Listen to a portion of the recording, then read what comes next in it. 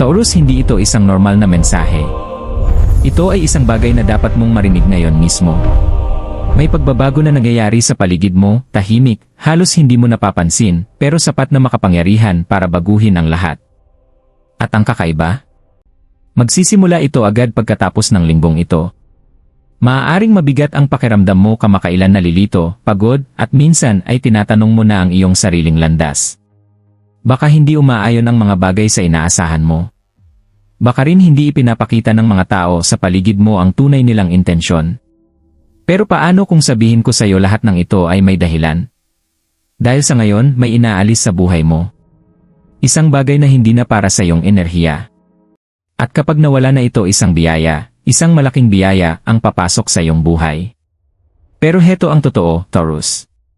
Hindi lahat ng tao ay sasama sa iyo sa susunod na kabanatang ito. Taurus, sa matagal na panahon ngayon, mas marami ka ng pinapasan kaysa sa napapansin ng iba. Sa panlabas, mukhang kalmado ka, matatag, at kontrolado ang lahat, pero sa loob, iba ang kwento. May tahimik na bigat sa puso mo, isang bagay na hindi mo palubos maipaliwanag, kahit sa sarili mo. Sinusubukan mong maging matyaga. Sinusubukang maniwala na gaganda rin ang lahat. Ibinibigay mo ang oras mo, lakas mo, at katapatan mo, minsan, kahit ubos na ubos ka na. Pero sa kabila nito, parang mabagal pa rin ang takbo ng mga bagay o minsan, parang hindi talaga gumagalaw. May mga pagkakataon na tinanong mo na ang lahat. Ang mga desisyon mo, ang mga relasyon mo, pati ang sarili mong halaga. Lagi mong iniisip, bakit ito nangyayari sa akin, o ano bang mali sa ginagawa ko? Pero ang totoo, wala kang ginagawang mali. Nasa yugto ka lang kung saan kailangang bumagal ang lahat, kung saan kailangang lumabas ang ilang katotohanan, kung saan kailangan kang ipahinto muna ng universo bago ka muling itulak pasulong. At sa kaibuturan mo, ramdam mo rin ito, di ba? Na may magbabago na. Hindi sa maingay o halatang paraan, kundi sa tahimik, ngunit makapangyarihang pagbabago na hindi mo na kayang baliwalain. Sa mga nakaraang araw, Taurus, maaaring napapansin mo na ang maliliit, ngunit kakaibang mga palatandaan sa paligid mo. Ang mga sitwasyong dati ay stable ay biglang nag-iba ng walang babala. Ang mga pag-uusap na dati ay normal lang, ngayon ay parang may nakatagong kahulugan. Maging ang mga taong pinagkakatiwalaan mo ay parang lumalayo, nagiging iba, parang may dahan-dahang pagbabago sa likod ng lahat, pero walang nagsasabi nito ng tahasan. Maaaring hindi mo pa ito lubos na nauunawaan, pero ang iyong enerhiya ay unti-unting hinihila papunta sa bagong direksyon. Para bang dahan-dahang pinapamulat ka ng buhay sa mga bagay na dati mong hindi pinapansin. Mga bagay na tiniis mo. Mga bagay na tinanggap mo para lang mapanatili ang kapayapaan. At dito nagsisimula ang discomfort. Dahil Taurus, ikaw ay taong nagpapahalaga sa stability. Ayaw mo nang bigla ang kaguluhan. Hindi ka komportable sa emosyonal na kalituhan. Mas gusto mo ang malinaw, totoo, at matatag na sitwasyon. Pero ngayon, sinasadya ng universo na hindi ibigay ang ginhawang iyon sa iyo. Sa halip, pinapatanong nito sa iyo ang lahat. Maaaring mapapansin mong masyado kang nag-iisip sa maliliit na bagay. Isang mensaheng hindi na replyan. Isang tono ng boses na parang may kakaiba. Isang planong biglang na-delay. Sa una, parang mga simpleng pagkakataon lang ito, pero sa loob-loob mo, ramdam mo, hindi ito basta-basta. May nagbabago. At habang pilit mong hinahawakan ang dating takbo ng mga bagay, lalo mong nararamdaman ang pagtutol. Para kang humahawak ng tubig sa iyong mga kamay, kahit gaano mo higpitan, unti-unti pa rin itong dumudulas. May kakaibang emosyonal na distansya rin na nabubuo sa loob mo. Kahit napapaligiran ka ng tao, may mga sandaling pakiramdam mo ay nag-iisa ka sa iyong mga iniisip. Parang walang lubos na nakakaintindi sa pinagdadaanan mo ngayon. Pero mahalagang bahagi ito, Taurus. Hindi ito parusa. Ito ay paghahanda. Hindi sinisira ng universo ang iyong kapayapaan para wasakin ka, sinisira nito ang mga ilusyon na humaharang sa iyong pag-unlad. Mga sitwasyong mukhang ligtas ngunit unti-unting inuubos ang iyong enerhiya. Mga koneksyong mukhang totoo ngunit hindi akma sa iyong kinabukasan.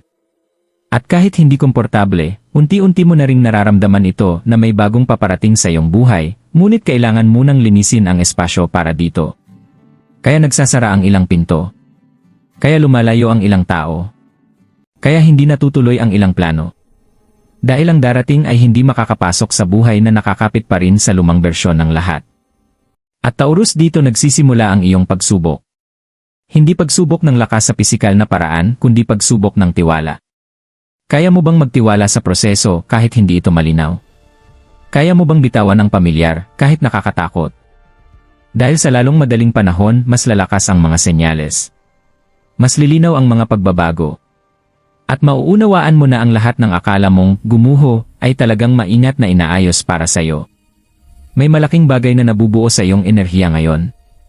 At pagkatapos ng linggong ito, unti-unti na itong magsisimulang magpakita ng sarili nito. Taurus, habang patuloy ang mga pagbabagong ito, maaaring mas lumalim pa ang kalituhan sa loob mo.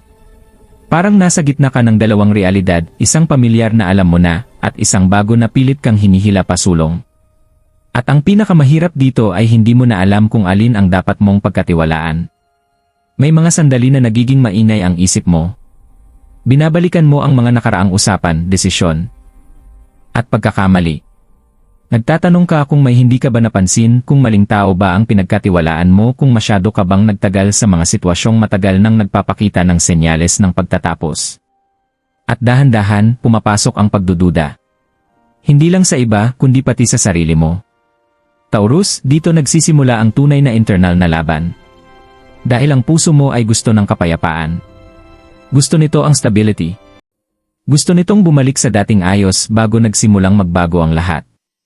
Pero ang enerhiya mo, ang mas mataas mong sarili, ay hinihila ka pasulong. Sinasabi nito na hindi ka na pwedeng bumalik sa version ng buhay na hindi na tumutugma sa kung sino ka na nagiging ngayon. At dito nagkakaroon ng tensyon sa loob mo. Mapapansin mong nagiging mas sensitive ka. Ang maliliit na bagay ay parang mas malaki kaysa sa tunay na ito. Nag-i-overthink ka sa katahimikan. Nag-i-overanalyze ka sa distansya. Minsan pakiramdam mo may tinatago ang mga tao sa'yo, pero hindi mo pa sigurado kung ano. At sa ganitong kalagayan ng uncertainty, nagsisimulang lumago ang takot. Takot na mawala ng tao. Takot na magkamali ng desisyon.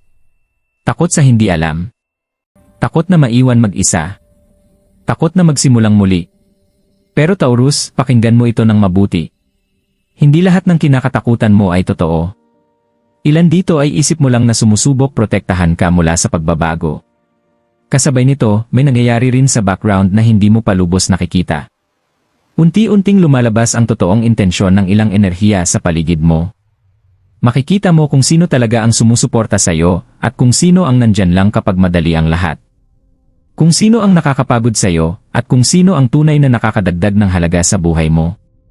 At kahit masakit ang realization na ito, kailangan ito. Dahil ang katotohanan ay hindi laging gentle bago ito maging healing. May mga pagkakataon ding mararamdaman mong emotionally pagod ka ng walang malinaw na dahilan. Parang sinusubok ang enerhiya mo. Parang tinutulak ka hanggang sa limit mo para makita kung hanggang saan ka tatagal bago ka bumigay. Pero hindi ka bumibigay, Taurus. Binabago ka. Gayunpaman, maaaring pakiramdam mo ay mag-isa ka sa phase na ito. Kahit may tao sa paligid mo, mabigat ang inner world mo. Sa labas ngiti ka, pero sa loob, puno ka ng tanong. Mukhang normal ka, pero deep inside, ramdam mong may nagtatapos, at hindi mo pa alam kung ano ang susunod. At dito umiikot ang pinakamalalim na conflict. Dahil ang bahagi mo ay gusto ng sagot agad. Gusto mo ng clarity. Gusto mo ng kasiguraduhan. Gusto mo ng kahit sino o kahit ano na magsasabi na magiging okay ang lahat. Pero hindi pa ito ibinibigay ng universe sa'yo. Sa halip, tinuturuan ka nito ng patience sa gitna ng uncertainty. At hindi ito madali para sa'yo. Dahil ang Taurus ay natural na naghahanap ng security. Gusto nito ng certainty. Gusto nito ng matibay na pundasyon. Pero ngayon, hinihiling sa'yo na lumakad sa hindi nakikitang daan, nagtitiwala na bawat hakbang ay papunta sa mas mabuti. At kahit hindi mo pa ito malinaw na nakikita, may nagbabago na sa loob mo. Nag-iba ang perspective mo. Bumababa ang tolerance mo sa ilang sitwasyon. Tumataas ang awareness mo. At dahan-dahan, nagsisimula kang kumawala sa mga bagay na hindi na tama para sa future mo. Ito ang turning point, Taurus. Dahil ang mukhang emotional chaos na yon ay simula pala ng unti-unting pagbuo ng clarity sa ilalim ng lahat. At sa lalong madaling panahon, ang katotohanang matagal nang nakatago ay unti-unti nang lilitaw. Taurus, ito na ang sandali kung saan unti-unti nang nagkakaroon ng kahulugan ang lahat. Lahat ng kalituhan, bigat ng emosyon, at kakaibang distansya na nararamdaman mo, hindi ito basta-basta nangyari. May pinaghahandaan itong katotohanan. Dahil may isang bagay na hindi mo agad dapat nakita pero ngayon, hindi na ito pwedeng manatiling nakatago. Hindi lahat ng tao sa paligid mo ay naging ganap na tapat sa'yo. At ito ang bahaging makakapag-shock sa'yo. Ang ilang sitwasyon na akala mo ay stable, ay pinanatili lang sa pamamagitan ng katahimikan, assumptions, at kalahating katotohanan. Ang ilang tao sa buhay mo ay hindi ipinapakita ang tunay nilang intensyon. Ipinapakita lang nila ang mga bagay na magpapanatili sa kanila sa buhay mo. At Taurus, unti-unti nang lumalabas ang katotohanan. Maaaring mapansin mo ang biglaang pagbabago ng ugali. Ang isang taong dati ay consistent, biglang magiging malayo ng walang paliwanag. O ang taong palaging sumasang-ayon sa'yo, biglang magiging defensive kapag kinwestiyon. Sa una, nakakalito ito pero sa loob-loob mo, alam na ng intuition mo kung ano ang nangyayari. May mga bagay na na-expose. Mga nakatagong motibo. Tahimik na inggit. Emotional manipulation. O mga taong tahimik na nakikinabang sa loyalty mo nang hindi ka binibigyan ng parehong enerhiya pabalik. At ngayon, unti-unti silang inaalis ng universe sa buhay mo. Hindi para saktan ka kundi para protektahan ka. Dahil Taurus, may mga koneksyon kang matagal mong hinawakan kahit unti-unti ka nang nauubos. Nag-invest ka ng loyalty sa mga enerhiyang hindi ka pantay ng ibinibigay mo. At kahit pinilit mong ayusin ang lahat, laging may imbalance. Ngayon, nagiging malinaw na ito. Maaari ka pang makaranas ng sandaling realization kung saan biglang nagkakonekta-konekta ang lahat sa isip mo. Mga nakaraang pangyayari, maliliit na pahiwatig, at mga hindi pinansin mong damdamin, lahat ito nagiging mas malaking larawan. At doon mo mararamdaman na hindi ka pala nag-imagine. Umaasa ka lang nagaganda pa ang lahat. Pero ang totoo may mga bagay na hindi na talaga dapat nagpatuloy. At heto ang twist, Taurus. Ang paglilinis na masakit ngayon ay siya ring nagbubukas ng daan para sa iyong blessing. Dahil kapag nawala na ang mga maling enerhiya, mas nagiging malinaw ang iyong landas kaysa dati. Ang mga opportunity na na-block dati ay muling gagalaw. Ang bigat sa emosyon ay unti-unting mababawasan. Mas titibay ang intuition mo. At babalik ang natural na lakas ng iyong enerhiya. Parang pagkawala sa simula pero sa totoo lang, alignment ito. At may mas malalim pang nangyayari sa background. Ang mga taong hindi tugma sa iyong future ay unti-unting inaalis para makapasok na ang tamang enerhiya, mga tao, pagkakataon, at karanasan nang walang sagabal. Kaya parang magulo ang lahat bago ang moment na ito. Hindi ito chaos na walang dahilan. Ito ay paglilinis. At ngayon, Taurus, nasa dulo ka na ng bagong phase kung saan ang katotohanan ay hindi na nakatago at ang iyong landas ay hindi naharang. Ang susunod na darating ay hindi kalituhan. Ito ay clarity. At papunta na ito sa'yo. Taurus, ngayon ay nararating na ng lahat ng nasa loob mo ang emosyonal na sukdulan. Ito ang sandali kung saan hindi mo na kayang baliwalain ang nararamdaman mo. Ang katotohanan ay hindi na lang bagay na naiintindihan mo sa isip, ito ay isang bagay na malalim mong nararamdaman sa puso mo. May kakaibang bigat, pero sabay din ay may kakaibang gaan. Parang may parte sa'yo na sa wakas ay tinanggap na ang bagay na matagal nang tinatanggihan ng isip mo. At kahit masakit, may bahagi sa'yo na alam kailangan itong mangyari. Hindi ka na ang dating ikaw na pilit inaayos ang lahat mula sa simula ng paglalakbay na ito. Ngayon, isa ka ng taong mas malinaw ang nakikita. At Taurus, ang clarity kung minsan ay mas masakit kaysa kalituhan dahil kapag nakita mo na ang katotohanan, hindi mo na ito pwedeng hindi pansinin. Maaaring ma-overwhelm ka sa emosyon.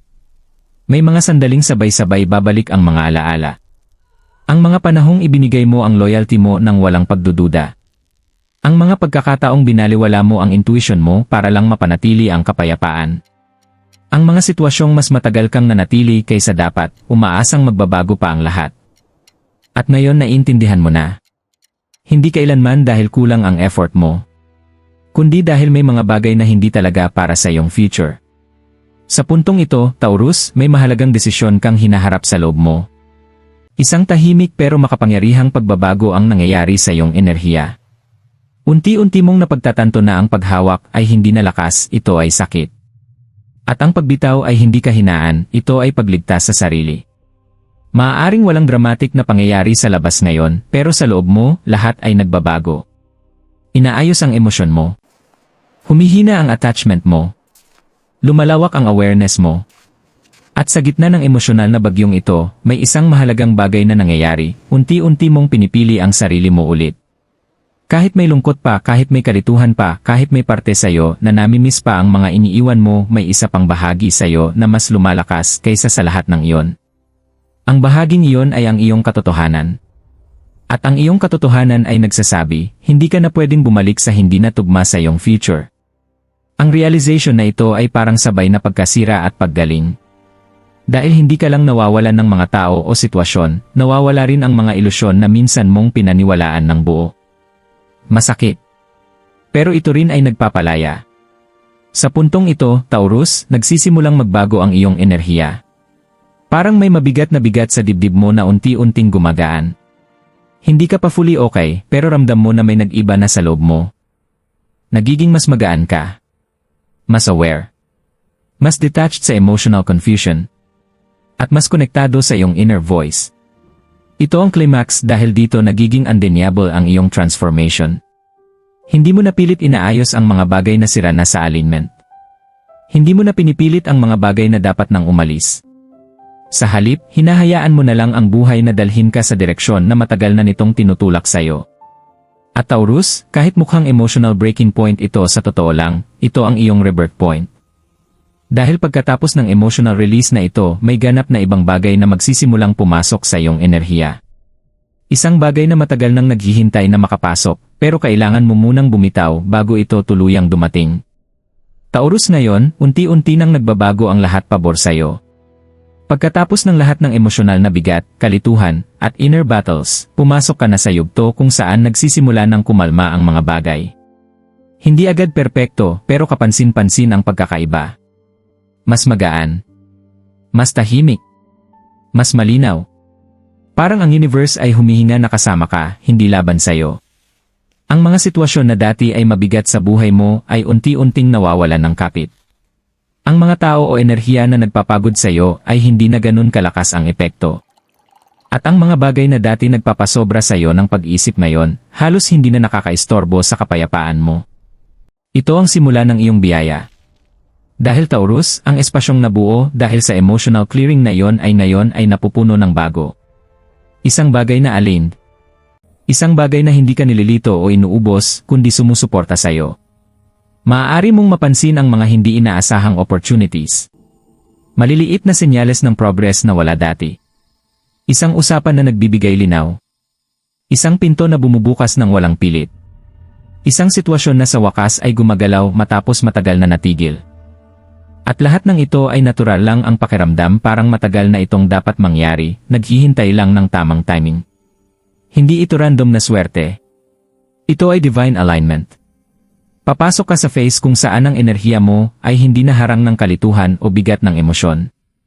At dahil doon, iba na ang sagot ng paligid sa'yo. Kahit ang mindset mo ay unti-unting nagbabago. Kung dati ay may duda, ngayon ay may tahimik na confidence. Kung dati ay may takot, ngayon ay may curiosity. Kung dati ay emotional attachment, ngayon ay may understanding at acceptance. Taurus, ito ang transformation mo na nakikita na sa totoong buhay.